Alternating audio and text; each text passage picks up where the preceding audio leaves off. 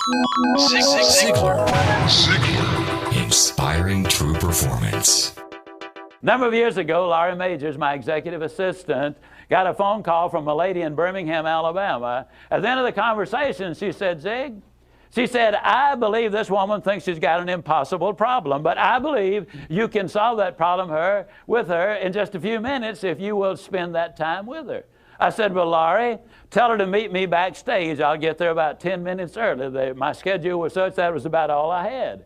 Well, I got there, and I was on backstage behind the curtain on one side. She spotted me from the other side, and as she walked across the stage, I have never seen as much anger in a human being in my life as I saw in her. She almost started crying when she saw me. She said, oh, I'm just so glad to see you. I got this horrible job. I hate it. I hate everything about it. I hate everybody down there. I mean, you talking about negative nails, she was it. She said, can you help me? Now, understand, I've only got about 10 minutes. So I looked at her, and one thing I have learned, I don't do counseling, but I talk with a lot of people who do, in psychology, psychiatry, and the ministry. And they tell me that everybody who comes to you with a problem are not necessarily looking for a solution. I couldn't understand that for a long time. Why do they bring you a problem if they don't want to solve it? Well, I can tell you why. They want to tell you about it, you about it, you about it, you about it, and you about it. And if you foul up the deal and solve the problem, they can't tell you again, you again. They want the attention that goes with the problem, and every company just about it has that kind of an individual. They want the attention that goes with griping and complaining. Well, I looked at the lady, and it wasn't unkindly, but firmly I said to her, yes, and you know, ma'am, I'm afraid your problem is about to get worse. She said, what do you mean? I said, I believe they're going to fire you.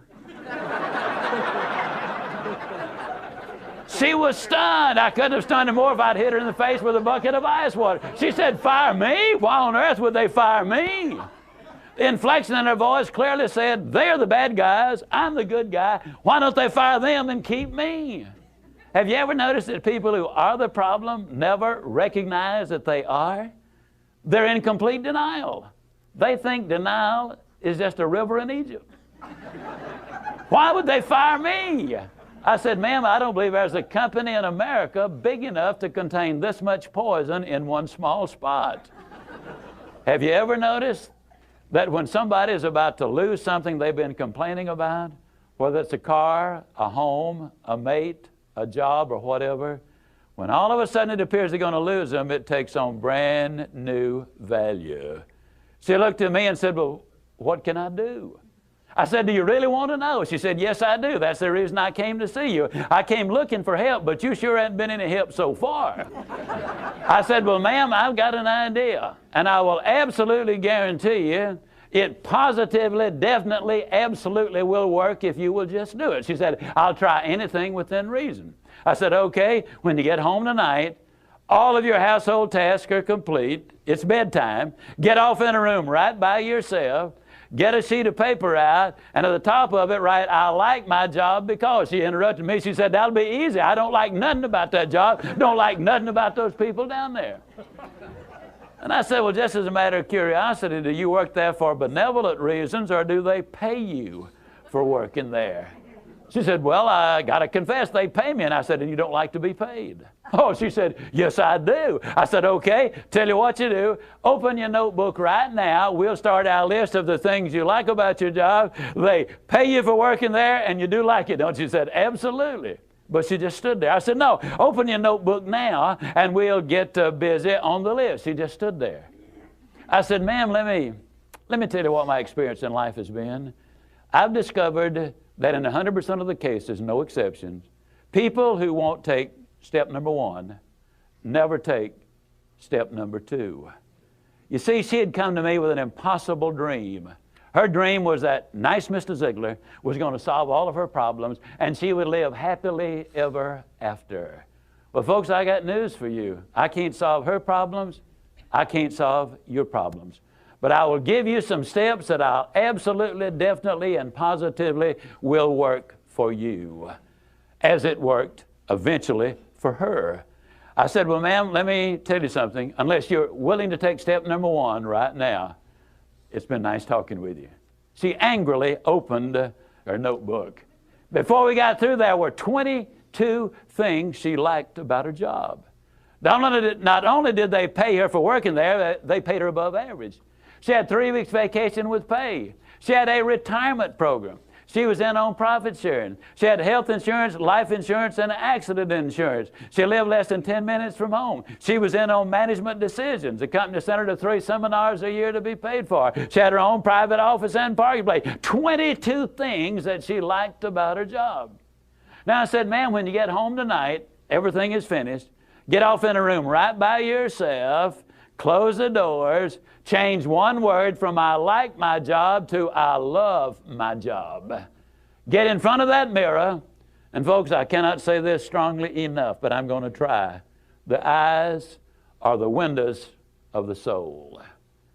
Look yourself in the eye. And with excitement and enthusiasm, say, I love my job because they pay me for working there. I love my job because they pay me above average for working there. I love my job because they have a wonderful insurance program. I love my job before every one of the statements. You will sleep better that night.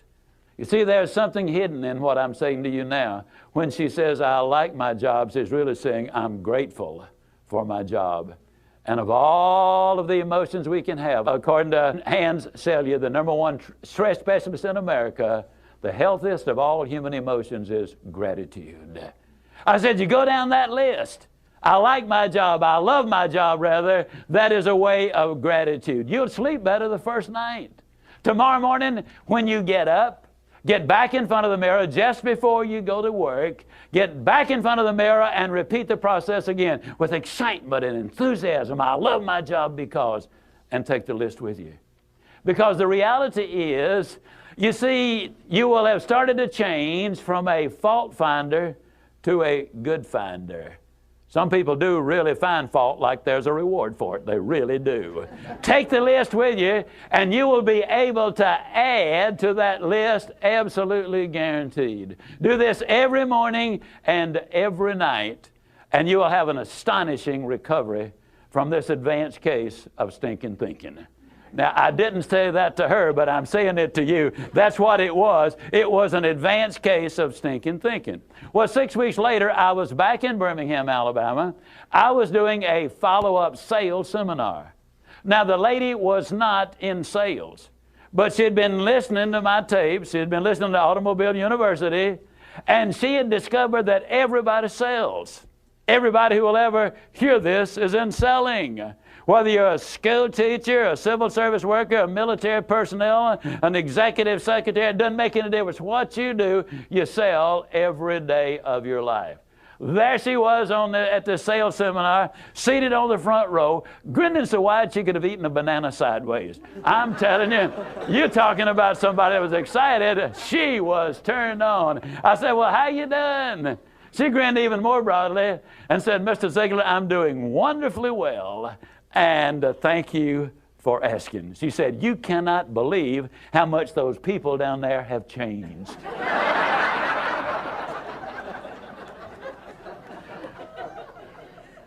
I got to lay it on the line, folks. You're not going to change anybody else till you change you. Everything really does begin with you. Now, you see, the unfortunate thing, this lady had been raised in a very negative environment. First, her parents had told her that she'd never amount to anything. They said, you know, you're always late, you're always sloppy, why can't you be like your brother or your sister or whatever?